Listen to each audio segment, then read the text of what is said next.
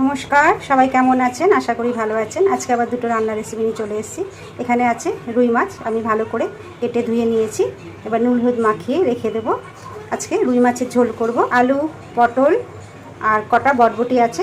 পাতলা মাছের ঝোল হবে, একদম ঝিঙে দিয়েছি একটু, একদম পাতলা করে রুই মাছের ঝোল করব। আর এখানে আছে চিংড়ি মাছ, এখানে আছে সব সবজি কাটা আছে, কাটোয়ার ডাঁটা। এটা ঠিক কাটোয়ার ডাঁটাও না, লাল লাল যে ডাঁটা আছে, ঝিঙে, বেগুন, কুমড়ো, আলু, পটল, ঝিঙে সব দিয়ে চিংড়ি মাছ দিয়ে একটা পাতলা ঝোল করব। চিংড়ি মাছে আমি নুন হলুদ দিয়ে দেবো, দিয়ে একটু মাখিয়ে রেখে দেবো। ব্যাস, এবার মেখে নেব। মাছগুলো তো নুন হলুদ মাখিয়ে একটু রেখে দেবো, তাহলে মাছের মধ্যে নুনটা হলুদটা ঢুকবে, রান্না হলে খেতেও ভালো লাগে। আমি গ্যাসে কড়াই বসিয়ে দিয়েছি, কড়াইতে তেল দিয়ে দিয়েছি, তেলও গরম হয়ে গেছে। এবার আমি মাছগুলো ভেজে নেব।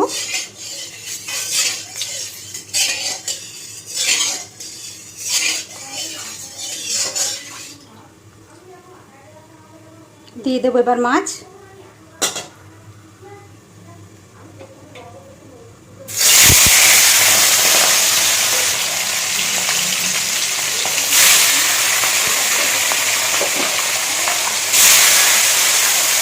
মাছগুলো উল্টে দেবো।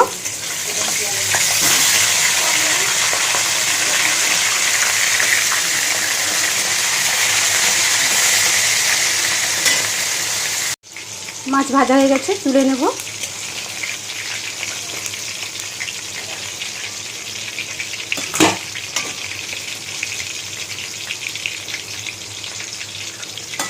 মাথাটাকে একটু দাঁড় করিয়ে নিয়ে ভেজে নেব, নাহলে কাঁচা থাকবে।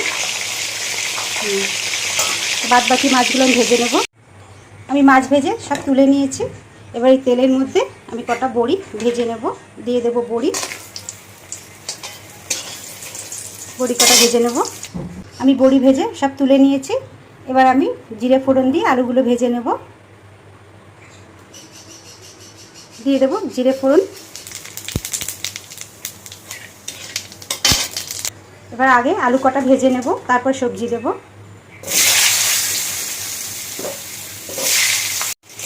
আমার আলু ভাজা যতটুকু দরকার ভেজে নিয়েছি। এবার এই সবজিটুকু দিয়ে দেব। এখানে আছে দুটো বটবটি, একটা ঝিঙে আর দু চারটে পটল।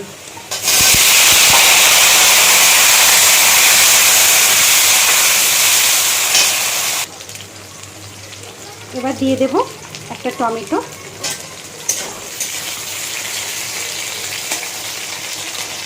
একটা না, দেড়টারও একটু কম টমেটো, অর্ধেক টমেটো ছিল, ওটা দিয়ে দিয়েছি, আর একটা টমেটো দিয়ে দিয়েছি। এবার বাদ বাকি মশলাটা দিয়ে দেবো। এবার মশলা। এখানে আছে স্বাদ মতো নুন, হলুদ গুঁড়ো, জিরের গুঁড়ো, লঙ্কার গুঁড়ো, একটু আদা বাটা দিয়ে দেব। একটু জল দেব, প্লেটটা ধুয়ে একটু জল দিচ্ছি। পেঁয়াজ রসুন আমি কিছু দেব না, মাছটা টাটকা, এর জন্য আমি একটু হালকা পাতলা ঝোল করব। একটু ভালো করে কষিয়ে নেব। মশলা খুব ভালো করে কষিয়ে নিয়েছি, দেখুন। এখানে 4টে কাঁচা লঙ্কা আছে, দিয়ে দেব। এবার জল দিয়ে দেব।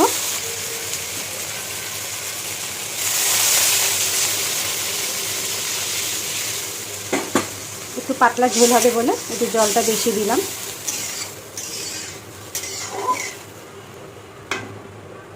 আর একটু জল দেব, নাহলে আলুটা সিদ্ধ হবে না। ঝোলটা ফুটুক, তারপরে আমি মাছ আর বড়িটা দেব। ঝোল খুব ভালো মতন ফুটে গেছে, দেখবো আলুটা কতটা সিদ্ধ হলো। আলুটা একটু সিদ্ধ হবে।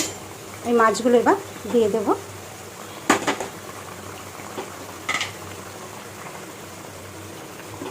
মাছ বড়ি দিয়ে দেবো সব।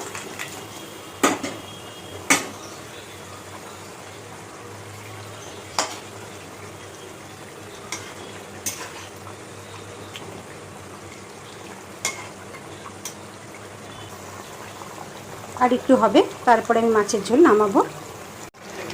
মাছের ঝোল আমার হয়ে এসছে। এবার একটু ধনেপাতা দিয়ে নামিয়ে দেবো। কটা ধনেপাতা।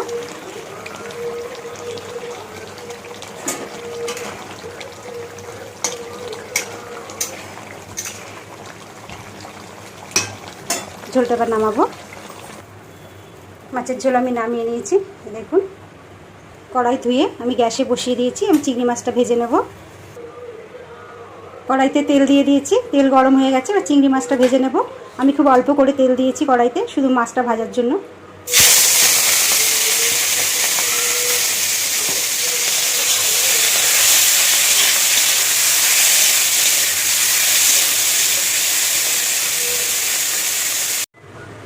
আমি চিংড়ি মাছ ভেজে তুলে নিয়েছি। কড়াইতে তেল দিয়ে দিয়েছি, দেবো এবার একটু 5 ফোড়ন।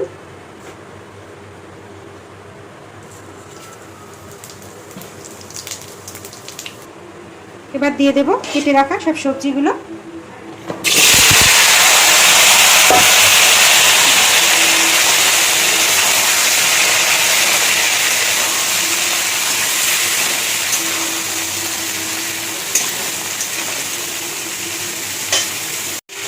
দেবো একটু নুন,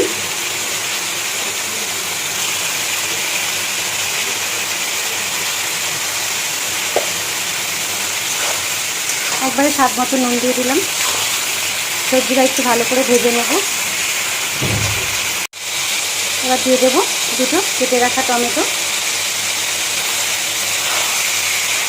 এই ডাঁটাটা হচ্ছে যে আমরা লাল শাকটা খাই, সেই লাল শাকের গাছগুলোই বড় করে বীজ তৈরি করে, তারপরে ডাঁটাগুলো বাজারে বিক্রি করে। সেই ডাঁটা কিন্তু এটা কিন্তু লাল শাকের ডাঁটা। এবার দিয়ে দেবো মশলা। এখানে আছে একটু আদা বাটা, জিরের গুঁড়ো, লঙ্কার গুঁড়ো অল্প করে, আর একটু হলুদ।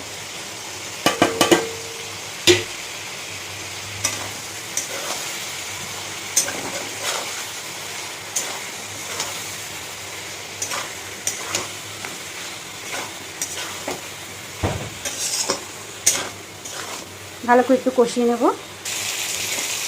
ভালো করে কষিয়ে নিয়েছি দেখুন। এবার দিয়ে দেবো কটা কাঁচা লঙ্কা। আমি কাঁচা লঙ্কাগুলো চিড়ে নিই, গোটা গোটায় দিয়েছি। যে খাবে সে ভাতের সঙ্গে নিয়ে খাবে। এবার দিয়ে দেবো জল।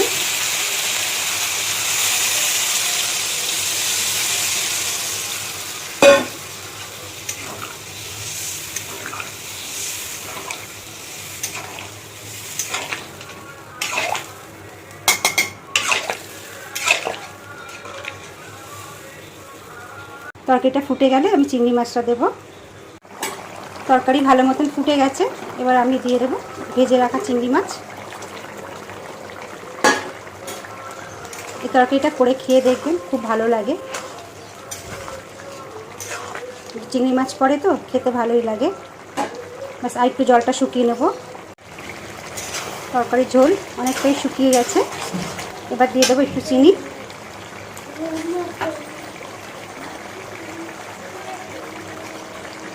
দেবো একটু চিনি, দেবো একটু ধনেপাতা।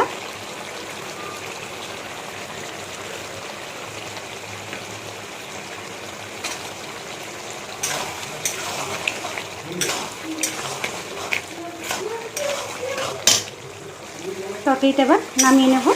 হয়ে গেছে। আমি তরকারি নামিয়ে নিয়েছি। দেখুন একটু ঝোল ঝোল করেছি। আর এখানে আছে রুই মাছের ঝোল, বড়ি দিয়ে, আলু দিয়ে, পটল, ঝিঙে, বটবটি দিয়ে, টমেটো দিয়ে একটু পাতলা ঝোল করে নিয়েছি। আর একটু কলমি শাক ছিল, অল্প একটু ভেজে নিয়েছি। ব্যাস আজকে আমার রান্না এই পর্যন্তই শেষ। সবাই ভালো থাকবেন, সুস্থ থাকবেন। আমার রান্নাটা ভালো লাগলে একটা লাইক করে দেবেন। আবার সবার সঙ্গে পরে দেখা হবে।